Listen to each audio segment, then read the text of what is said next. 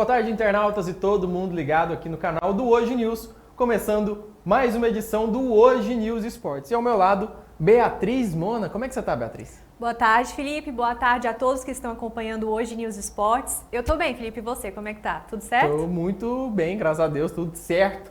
E a gente vai falar hoje no programa, o grande assunto é, claro, a volta do público aos estádios. Ontem tivemos 106 torcedores presentes no estádio Onésio Brasileiro Alvarenga, entre a partida entre Vila Nova e Atlético Goianiense pelo Campeonato Goiano Sub-20. O Goiás, que está se preparando para receber torcida neste sábado. Vamos falar também do Atlético Goianiense, da Copa do Brasil, da Liga dos Campeões. Ou seja, temos muitos assuntos para tratar no programa de hoje. Já pode pegar o link e já manda para os seus amigos, porque o Hoje News Esportes está começando. E como eu disse, Beatriz, ontem à tarde a gente teve no Onésio Brasileiro Alvarenga 106 torcedores. No máximo era 250. 106 para uma quarta-feira à tarde, tá valendo, né? Tá valendo demais. O torcedor estava ansioso por esse momento e compareceu no estádio. Tinha algumas regrinhas, né, algumas coisas para serem... que a torcida tinha que levar em consideração, né? Tinha máscara, tinha o teste, tinha a vacinação completa, tinha tudo que eles tinham que levar em consideração para estar presente nessa partida entre Vila Nova e Atlético Goianiense Sub-20 pelo Campeonato Goiano. E quem estava lá e que vai trazer as maiores informações, que filmou o pessoal, que estava acompanhando, é o querido, o Breno Modesto. Vamos ver então. Breno, como é que você tá? Tá tudo certo? Pois é, depois de mais de um ano e meio, o torcedor de Goiânia, principalmente o torcedor do Vila Nova, pôde voltar aos estádios. Nesta quarta-feira, a equipe sub-20 do Vila Nova recebeu o Atlético pelo Campeonato Goiano e contou com a presença do torcedor, com a presença de 106 pessoas, 106 torcedores, que acompanharam a partida, que assistiram e que viram o Vila Nova ganhar do Atlético num jogo emocionante, eletrizante, onde as equipes fizeram um primeiro tempo sem gol, sem muitas emoções, mas acabaram trazendo muitas emoções para essa torcida que estava de volta ao estádio e fizeram esse 2-1 que o Vila Nova ganhou, com gols do Renan e do Simon pelo Atlético. Marcou o Ronald, gols que a gente vai ver agora. A jogada do primeiro gol do Vila Nova saiu por esse lado direito do Gustavo, né? O camisa 8 do Vila Nova, fez uma boa partida, gostou de provocar o pessoal do Atlético também. Na cobrança, o Renan, camisa 10, olha só, cobrou forte, cobrou no alto. O Leonardo quase chegou nela, né? Quase teve força o suficiente para tirar a bola, bateu, mas não o suficiente. Mandou para cima e o Vila Nova abriu o placar. Minutos depois, o Atlético Goianiense chegou ao empate com o gol do Ronald. Não é aquele do profissional, vale se dizer. O jogador que veio do Corinthians, tem 18 anos, aproveitou o chute cruzado do Romário, só tirou do goleiro do Dan Moroni e deixou tudo igual. Só que nos minutinhos finais, o Vila Nova conseguiu marcar o segundo gol, o gol do atacante Simon. Pois é, tá aí os lances do jogo e antes dele começar a gente falou com alguns torcedores que estavam retornando ao estádio, que falaram sobre as suas emoções, sobre a sua saudade e você vai ver agora o que disseram esses torcedores do Vila Nova sobre esse retorno ao estádio. É uma emoção muito grande estar aqui de volta porque é uma coisa que a gente amava fazer, ama muito fazer ainda. E depois de tanto tempo poder estar de volta para nossa casa, mesmo que seja poucas pessoas, mas eu fiz questão de estar aqui porque é uma coisa que eu amo fazer. E mesmo não sendo a equipe profissional, mas o Sub-20 tem jogadores muito bons, a nossa base está evoluindo com o decorrer do tempo. E é um clássico, né? Vila e Atlético, não pode faltar.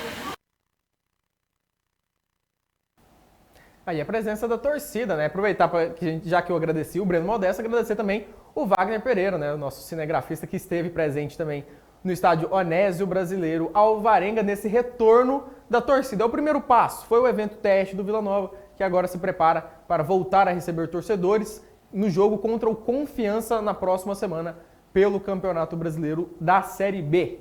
E quem está se preparando também para receber torcida no Brasileirão é o Goiás. O Goiás, assim como o Vila Nova e o Confiança, recebeu um liminar ao seu favor. E ao que tudo indica, né, Beatriz? Torcida, 1.500 pessoas já nesse sábado na Serrinha. Exatamente. Eu vi muitos torcedores reclamando, né, do critério estabelecido pelo Goiás de escolher, né, de optar pelos sócios torcedores. Mas é uma decisão, foi um critério assim, muito bem estabelecido pelo Goiás, porque foi um critério pensado em valorizar quem já é sócio e convencer quem não é a se tornar sócio-torcedor, né? Então, é compreensível a revolta de alguns torcedores, mas foi uma decisão sábia, uma decisão inteligente da parte do Goiás. E eu acredito que o torcedor esmeraldino vai comparecer e vai fazer não dá para fazer uma festa, né, ainda, mas vai comparecer e vai fazer um barulho. O Goiás, sobre essa decisão de trazer o sócio-torcedor, né, é até a decisão mais correta, né? A Beatriz falou, também concordo. Porque no momento da pandemia, quem ficou do seu lado foi o sócio-torcedor, né? Quem estava pagando mensalmente o seu valor ali, ajudando o Goiás a manter as contas em dia, a poder manter a movimentação financeira mensal do clube, que não tinha mais a presença dos torcedores no estádio, foi justamente o sócio-torcedor. E aí o Goiás, então, divulgou ontem uma cartilha. Como é que vai funcionar esse retorno? Qual vai ser as prioridades? E olha só, o critério para a seleção desses 1.500 torcedores que vão comparecer no jogo contra o Brasil de Pelotas vai ser nessa seguinte ordem. Primeiro, os conselheiros do clube, depois os sócios proprietários, depois os sócios torcedores e também os doadores de cadeira, aquelas cadeiras que já estão sendo colocadas lá no estádio Ailê Pinheiro. Eles também vão ter direito de entrar nesse critério de seleção. E as condições para receber o convite, e aí caso não bata os 1.500, né, aí vai entrar para a parte do convite. O primeiro é os adimplentes, os sócios torcedores adimplentes, e segundo, é claro, os torcedores que são maiores de idade. E as condições para receber o ingresso: precisa enviar o certificado de vacinação plena, ou seja, que você tenha sido vacinado em dose única pela Janssen, ou já tenha vacinado as 2 doses nas outras vacinas, né? Tanto a AstraZeneca, Pfizer, também tem a Coronavac, tudo mais. Você tem que estar com vacinação plena. Você precisa também enviar o comprovante de teste negativo, RT-PCR, e o envio do comprovante do teste antígeno. E aí já tem aquela questão de 48 horas antes, então o torcedor tem que correr, tem que pensar sempre 2 dias antes do jogo. E como é que vai funcionar a operação no dia do jogo, Beatriz? Bom, o horário de abertura dos portões é às 16 horas. Acessos ao estádio por tipo de convidado. Então, os conselheiros e sócios proprietários entram pelo portão 3, sócios torcedores e doadores de cadeiras pelo portão 8, credenciados pelo portão 2. A ordem e horário prioritário de acesso ao estádio. Bom, convites de 1 a 500 a partir das 16h30, convites de 501 a 1.000 a partir das 17 horas, convites de 1.001 a 1.500 a partir das 17h30 e credenciado até às 18 horas. As obrigações do torcedor no dia do jogo: apresentar documento pessoal com foto, levar o ingresso recebido por e-mail impresso ou digital no celular, usar máscara durante todo o tempo, manter distanciamento social e fazer uso de álcool nas mãos sempre que necessário. Exatamente. E aí o Goiás também divulgou como é que vai funcionar antes do jogo. Olha só, até para aqueles que vão estar presentes no estádio, na quarta-feira, dia 15 de setembro, ou seja, ontem, quem já ia para o jogo recebeu o convite. A partir do meio-dia de ontem, o pessoal que estava autorizado, né, que já tinha enviado tudo, recebeu por e-mail um convite, os 1.500 convidados, né, os 1.500 que teriam direito a estar no estádio Ailê Pinheiro. Aí eles receberam tudo isso, teve todo esse trâmite de receber, de enviar, de completar o seu cadastro para o jogo de sábado. Na quinta-feira, hoje, dia 16, tem a data limite. Os 1.500 convidados serão até 11 horas da noite, 23 horas de hoje, quinta-feira, para enviar as informações solicitadas, certificado ou teste PCR ou teste antígeno e também a foto de rosto. Até porque o Goiás agora está investindo também na segurança do torcedor, está colocando uma câmera no boné dos seguranças para ver o vândalo, o bandido que entra dentro do estádio, para ser bem claro, o bandido que entra dentro do estádio para quebrar, para fazer baderna, vai ter seu rosto identificado e aí vai ser banido, vai ser suspenso e aí vai depender da punição que o Goiás vai definir. Na sexta-feira, os torcedores têm até meio-dia para poder fazer a checagem das informações apresentadas pelos 1.500 convidados. Automaticamente, os convidados vão cumprir os requisitos, vão receber também por e-mail seus ingressos pessoais e aí sim eles vão estar praticamente prontos para o dia do jogo. Na sexta-feira também, ainda dia 17, vai ter o envio dos convites para os torcedores cadastrados no site. E aí, Se exceder o ingresso, se faltar ingresso, se tiver gente, mas faltar ingresso, aí sim, eles vão ser disponibilizados para os torcedores que se cadastraram no site aí se colocaram à disposição. Então, se caso os 1.500 ingressos lá, os 1.500 convites não sejam completados, quem se cadastrar no site vai entrar naquela famosa lista de espera, vão estar lá disponível, quem sabe pode ser premiado, mas vamos levar em consideração, 1.500 ingressos para a torcida do Goiás também é muito pouca gente, né? Acredito que isso aí vai ser batido facilmente. E Beatriz, fala pra gente as considerações importantes, o que o pessoal não pode esquecer no dia do jogo. Então vamos lá. Bom, primeiro os convites são pessoais e intransferíveis. Nenhum convite dá direito a acompanhante, inclusive no caso de conselheiros e sócios proprietários. Está vedada a entrada de menores de idade. Caso seja identificado qualquer tipo de fraude no envio das informações, o torcedor poderá ter sua entrada suspensa do estádio da Serrinha por 12 meses. Já pensou? Todas as informações serão submetidas à CBF conforme regramento da instituição. Agora, os alertas fundamentais: é proibido permanecer no estádio sem máscara, é proibido qualquer tipo de aglomeração, é preciso cumprir rigorosamente as marcações de posição no estádio.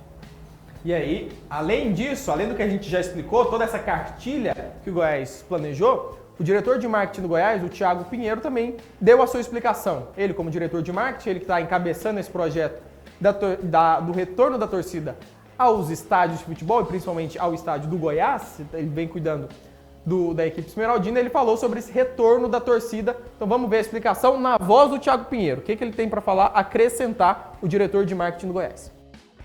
É com uma alegria grande que a gente tem essa notícia para trazer para a nossa nação, da volta do público ao estádio, né? A gente teve a liberação da liminar, e aí, como todos sabem, a gente então tem uma situação que é a seguinte: o público volta, mas volta com uma limitação de quantidade. A gente vai ter público aí da ordem de 1.500 torcedores. E sim, temos uma série de protocolos, medidas a serem seguidas, da forma como o nosso presidente já adiantou na noite de ontem, falando um pouquinho sobre essa volta. Quando a gente começou a vislumbrar essa possibilidade, o que a gente sempre tentou nos ater seria qual critério que nós teríamos para poder definir os torcedores que iriam ao estádio, né? E aí, quando nós decidimos fazer como convite e não como venda, a gente até observou que houve talvez algumas dúvidas. Então, na verdade, não é que quem vai participar do jogo são convidados amigos nossos. Porque, de fato, a modalidade vai ser uma modalidade de convite, tá? Então, hoje eu quero apresentar para vocês qual foi o critério que nós definimos. São critérios objetivos. Quais são as regras que nós iremos seguir para que a gente possa ter uma eficiência nisso aí, e falar também um pouquinho de como é que vai funcionar a operação no dia de hoje, tá? Então, estou aberto às perguntas aí, por favor. Aí o Thiago Pinheiro, né, já trazendo algumas explicações em relação a como é que vai funcionar, né? A gente falou todo o processo, antes do jogo, dia do jogo, depois do jogo. Então também o pessoal também não vai ficar sendo liberado lá para ficar muitas horas depois do jogo. Acabou o jogo, pessoal, já vamos, cada um vai embora, se puder, espera um pouquinho embora, vai você, vamos manter a ordem, né? Porque também se virar bagunça, vai facilmente, a prefeitura também pode cortar esse privilégio, e o torcedor que estava querendo voltar ao estádio não vai poder voltar, apesar que está tudo voltando normal. O pessoal do estádio de futebol, ninguém é privilegiado, tem que seguir as regras como qualquer outra pessoa. E agora vamos mudar a chavinha das equipes da Série B, vamos falar do Vila Nova. O Vila Nova joga amanhã contra o Curitiba, né, Beatriz? Já tem um jogo muito difícil pela frente, o Vila aí com algumas possibilidades, o Igor Magalhães vem levantando a possibilidade de algumas mudanças nesse time do Vila Nova, mas esse jogo contra o Curitiba te atrai de alguma maneira? Você acha que pode ser um jogo interessante para o Vila? Vai ser interessante, mas eu acredito que o Vila tem poucas chances, né? Vem de uma sequência boa, mas acredito que o Vila vai ter dificuldade contra o Curitiba, né? É o líder da competição, o líder né? da competição, então vai ter que, como diria, vai ter que rebolar, vai ter que fazer o trabalho direitinho, né?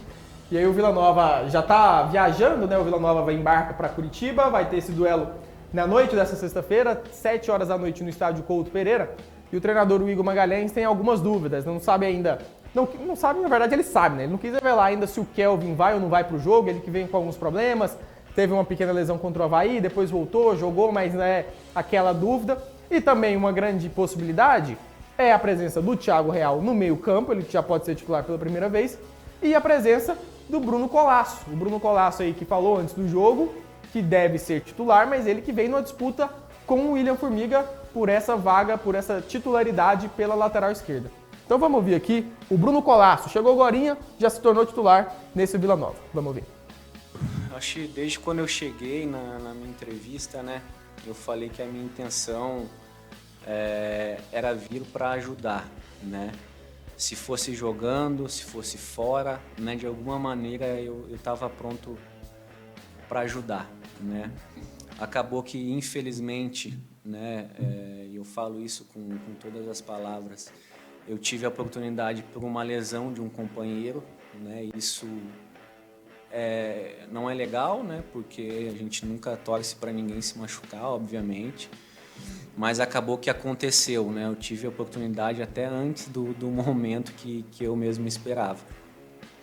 Vinha de um tempo lesionado também, né? O que não é fácil, né? Você entrar dentro de um processo que já está acontecendo, jogadores num nível físico e de ritmo de jogo acima do que eu estava naquele momento, né? Então procurei ir, Pedro, a jogo, né? Aproveitar cada jogo, cada oportunidade. E é assim que eu venho fazendo, né, cara? Eu acho que nosso grupo, todos têm qualidade, têm condições de jogar, e na lateral, obviamente, não é diferente, né? Então estou procurando ir jogo a jogo, né, vivendo cada jogo, procurar aproveitar as oportunidades, né, fazer o meu melhor e estar pronto para quando eu for solicitado, se for para continuar, ou aí fica a questão do professor. Mas acredito que tenho, dentro do possível, conseguido fazer jogos consistentes, assim, e como eu falei, os resultados são muito importantes também, né? Não adianta uma peça ou outra conseguir fazer um trabalho consistente e o clube também não conseguir os resultados. Acho que os resultados ajudam também a todo mundo ter sequência.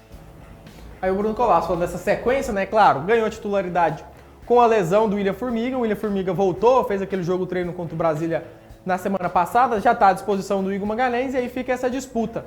Levando em consideração 2 vitórias, o empate nessa retomada do Igor Magalhães ali como treinador interino do Vila, você mudaria? Mesmo sendo uma posição que o William Formiga vinha jogando, o Bruno Colasso foi bem, você mudaria nesse time do Vila?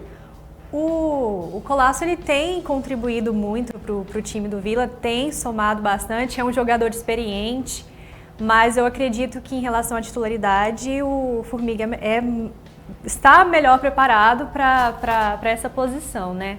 É um jogador que taticamente é importante para o Vila, conseguiu a confiança assim, de todos dos torcedores, né?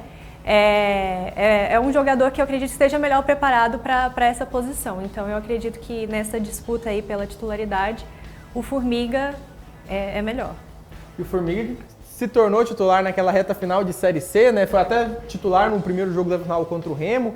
Depois foi ganhando espaço, virou até teve até a hashtag lá, o Formiga Day, fez gol contra o Botafogo, surgiu bem, teve esse pequeno problema com a lesão, acabou abrindo espaço. Bruno Colasso, inclusive, deve ser mantido, né, pelo que tudo indica. O jogador, quando fala antes da coletiva, o jogador vai pro jogo. Já é um dos truques do jornalismo. O cara fala antes do jogo, o cara vai pro jogo. Então o Bruno Colasso deve ser o titular, a não ser que aconteça alguma coisa fora da casinha antes do jogo contra o Coritiba. E amanhã a gente vai falar mais informações sobre esse jogo, aí a gente vai trazer o pré-jogo, as coletivas e tudo mais a respeito de Vila Nova e Coritiba, que se enfrentam nessa sexta-feira, 7 horas da noite, no estádio Couto Pereira, o Vila Nova visitando o líder da competição. Beatriz, a gente estava falando sobre público, sobre STJD em alguns momentos.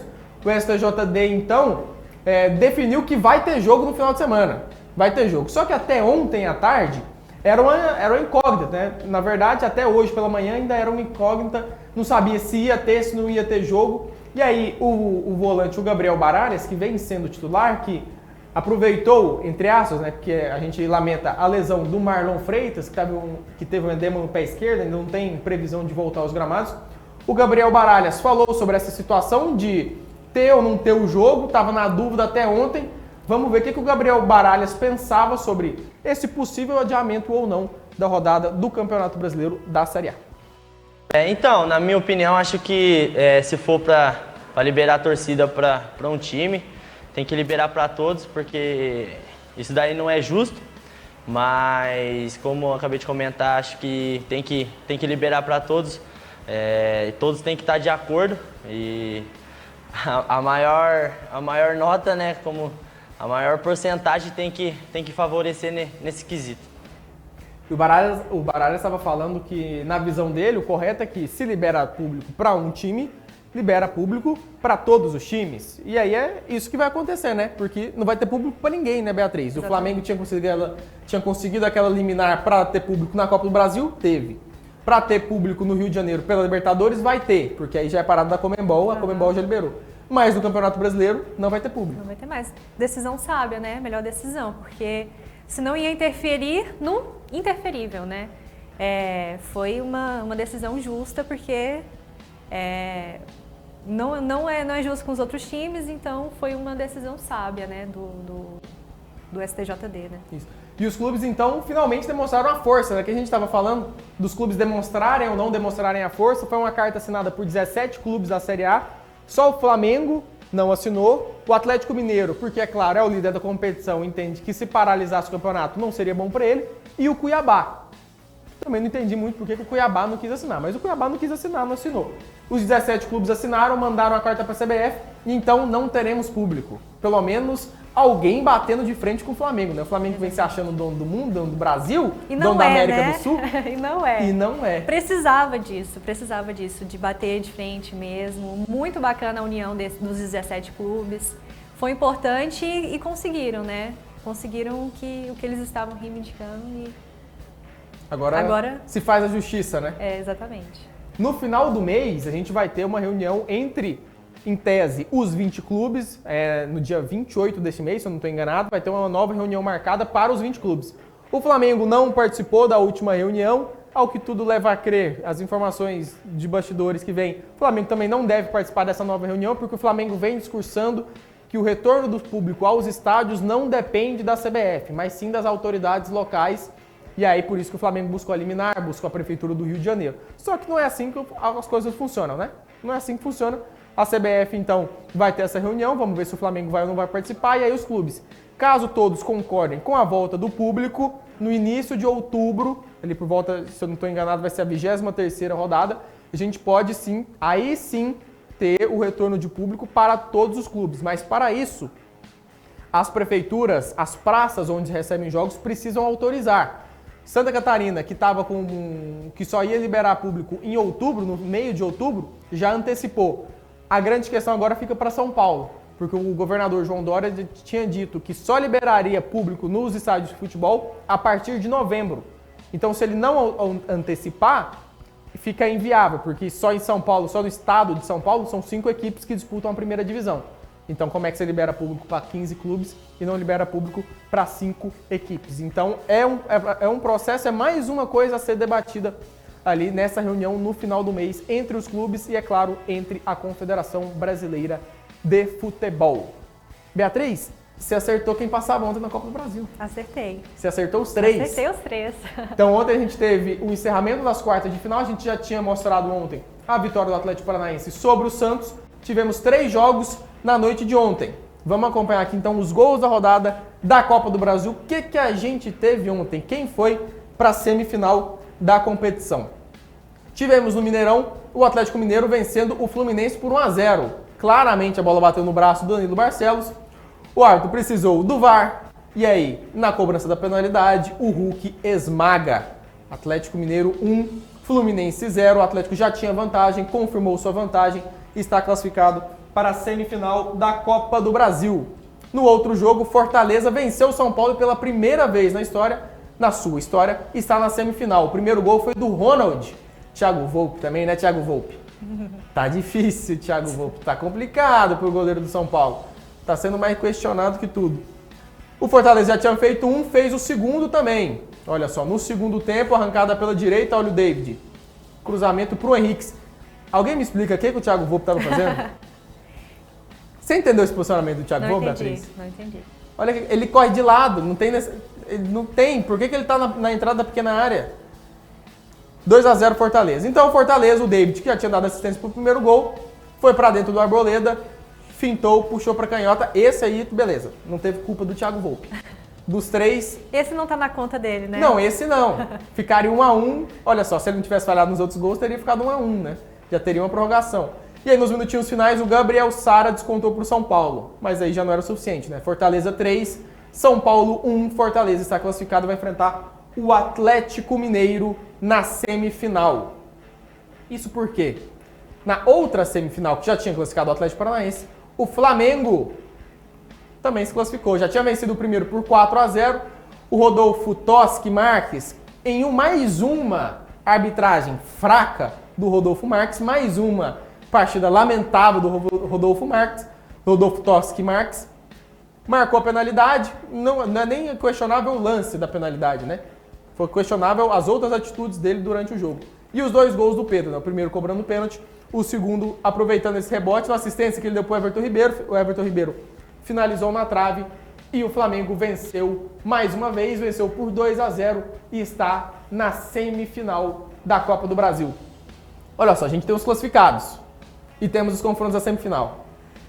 Você vai, conforme todo mundo, Beatriz, que já está desenhando o Atlético Mineiro e Flamengo na final? Eu acredito que essa é a final. É a final da Copa do Brasil? É a final da Libertadores? É a disputa da Série A? Vai monopolizar? Vai ser só Atlético Mineiro e Flamengo agora? Eu acredito que sim. Olha só, Dessa vez eu não consigo arriscar em outro. Pra mim é Atlético e Flamengo. Eu queria muito ver o Fortaleza na final, Eu também. mas eu acho que também não vai dar pra ele. Eu acho que vai dar Atlético Muito Mineiro e Flamengo. provavelmente não. Mas eu queria muito ver. Mas eu acho que aqui tem jogo. Atlético Mineiro e Fortaleza eu acho que tem jogo. Aqui eu não vejo tanto jogo. Porque o Atlético Paranaense tá numa fase ruim. O Atlético Paranaense, é claro, se classificou pra semifinal, mas vem numa fase muito ruim, tá sem treinador. O Antônio Oliveira pediu demissão. Caiu na semifinal do Campeonato Paranaense. Vai ter que jogar a vida na Copa do Brasil e na Sul-Americana, que o Atlético Paranaense ainda tá vivo, tá na semifinal da Sul-Americana. Vinha numa fase muito boa, teve uma caída, vamos ver como é que o Atlético Paranaense vai reagir. Semana que vem já começa tanto a fase final da Libertadores, quanto também da Sul-Americana. O Atlético Paranaense vai ter pouco tempo para se reajeitar, para ver se vai contratar ou não vai contratar treinador, se vai ficar ou não vai ficar o Paulo Autuori. Vamos ver. Mas Atlético Mineiro, Fortaleza, Atlético Paranaense e Flamengo, então, para você, a final? Atlético Mineiro e Flamengo. Eu também não vou discordar, não. Mas seria muito interessante ver uma final, por exemplo. Fortaleza Flamengo... Atlético Paranaense? Exatamente. Eu gostaria. Eu preferia. Por mim, Fortaleza Atlético Paranaense. Mas eu duvido muito que o Não. Atlético Paranaense passe. Eu também acho. Mas acho que vai ter muita... Seria interessante fugir do óbvio, né? Acho que é interessante isso. Acho que só da gente ver Fortaleza e Atlético Paranaense numa semifinal, já é legal. Já. A gente não tá vendo um Palmeiras, a gente não tá vendo um Corinthians, a gente não tá vendo um Santos, não tem um São Paulo. Exatamente. Muita gente que considerado grande, o Cruzeiro, que é papo a título de Copa do Brasil, não tá aí. Então vamos ver, talvez um Atlético Mineiro e Flamengo na possível decisão, né? E a gente teve ontem também os jogos da Liga dos Campeões. A gente mostrou no programa de ontem aquele tanto de jogo, 8 jogos que a gente teve na terça-feira. Ontem também tivemos jogos pela Liga dos Campeões. Olha só, os resultados. A Beatriz já tá pegando o nome de quem fez os gols, porque ela ama isso. Foi um pedido que ela fez. O Felipe adora me colocar nessa enrascada. Foi um pedido que ela fez. Ela falou, olha, você pode falar o resultado, eu vou falar o nome de todo mundo que fez gol. Exatamente. Então vamos testar. Olha só, o primeiro jogo, o Borussia Dortmund venceu o Besiktas lá na Turquia por 2-1. Quem fez os gols? Bom, vamos começar pelo Besiktas. Francisco Monteiro e do Borussia, Bellingham e Haaland. O Haalandinho, né? Esse aí faz gol toda hora, é impressionante. Ele não para de fazer o gol. O Sheriff venceu, olha, pra mim, surpresa. Acho que foi a principal surpresa do dia. O Sheriff vencendo o Shakhtar Donetsk por 2-0. Então vamos lá, gols de Traoré e Yansané. Ah, tá tranquilo. Olha só. Atlético de Madrid e Porto empataram em 0-0. E aí, Clube Bruges, da Bélgica, e Paris Saint-Germain empataram em 1-1. E olha que o Paris foi de Neymar, foi de Mbappé, foi de Messi e não venceu o Clube Bruges. Quem fez os gols do jogo? Bom, vamos lá. O Bruges foi o Van Aken e PSG, Ander Herrera. Então, pera, deixa eu entender. O PSG tem Neymar, tem Mbappé, tem Lionel Messi. Quem fez o gol foi o Ander Herrera? Exatamente. Acredita? Aí é complicado, né? Como é que pode? Aí é difícil. E que jogo esquisito, né? Aliás, já que a gente tocou nesse assunto, que jogo esquisito, né? Porque é o ataque mais caro do mundo. Mais poderoso. Mais poderoso, mais glamouroso. Como é que pode acontecer uma coisa E dessa? nenhum dos três fez. Tipo assim, Exatamente. e é o Clube Bruges, com todo respeito. Tem um ataque Sim. muito bom, movimentado, mas é o Clube Bruges. Então tá. Vamos seguir. No Real Madrid venceu a Inter de Milão. Gol brasileiro. Gol do Rodrigo. O Rodrigo Raio, que veio da base santista, mais um jovem promissor brasileiro, assim como o Vinícius Júnior, que o Real Madrid tinha contratado, que decide no espanhol, o Rodrigo decidindo na Liga dos Campeões. Liverpool e Milan, Vamos 3-2 pro Liverpool. Gols de Alexander-Arnold, Salah e Henderson, pelo Liverpool, né? Isso. Milan, Ander Rebic e Ibrahim Dias.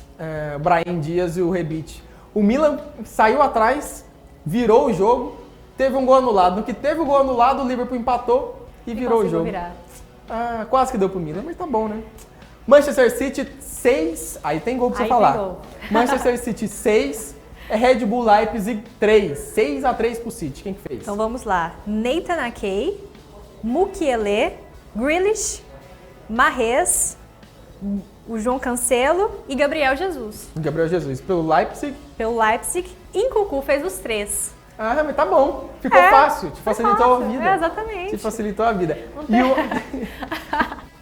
Vamos tranquilo. Você tem um cara que fez 3 gols, já facilita bastante a vida. Exatamente. E o Ajax, a equipe holandesa que tem o brasileiro Antony, que deu 2 assistências no jogo, venceu o Sporting, atual campeão português, por 5-1. Exatamente. Pelo Sporting, foi o Paulinho responsável pelo gol. Ajax foi o Haller e o Berges. O Haller foi Haller. o Haller que fez o 4 gols. Então tá tranquilo, né? 5-1 o Ajax. Ele tem pouco que comemorar, né, o Haller. Teve poucos gols também, né? Olha só, 9 gols no jogo do City e do Leipzig, 6 gols no jogo do Sporting do Ajax, 5 gols no jogo do Liverpool e do Milan. O que não faltou nessa rodada, nesse meio de semana de Liga dos Campeões, foi gol, né, Beatriz? Foram muitos gols. E que bom, né? Bom, a gente está vendo aí a principal competições de clubes começando, né, a fase de grupos ainda em movimentação. A gente teve então esse meio de semana, na próxima semana a gente não tem competições pela UEFA, né? Seja a Liga dos Campeões, seja a Liga Europa. E aí daqui 2 semanas então a gente volta e aí vamos trazer os resultados, vamos trazer o que vai acontecer de melhor nessa Liga dos Campeões. Não, Beatriz, como é que você tá? Foi tranquilo o programa? Foi Gostou de falar o nome de todo mundo? Adorei. Tranquilo. Você, eu quero saber dos espectadores também, né? Depois. Você gostou da manda sua lá. pronúncia? Exatamente, a minha pronúncia tá boa. Eu tô treinando, viu, gente? Já te mandaram, né, mensagem falando que a sua pronúncia já tá me boa? mandaram. Na minha estreia, me mandaram. Elogiando, eu vou acreditar. Não é elogiando, é zoação, né? Com a minha pronúncia. Mas aos poucos vai melhorando. Não, que isso. Tá ótimo, tá ótimo. Então, Beatriz, a gente volta amanhã aqui com mais uma edição do Hoje News Esportes. Então, boa tarde, bom descanso. Boa tarde, Felipe. Bom descanso pra você. Uma boa tarde a todos. Então, não se esqueça de, é claro, se inscrever no canal, clica no sininho, clica no like, manda pros seus amigos, que amanhã a gente volta com mais uma edição do Hoje News Esportes. Até mais.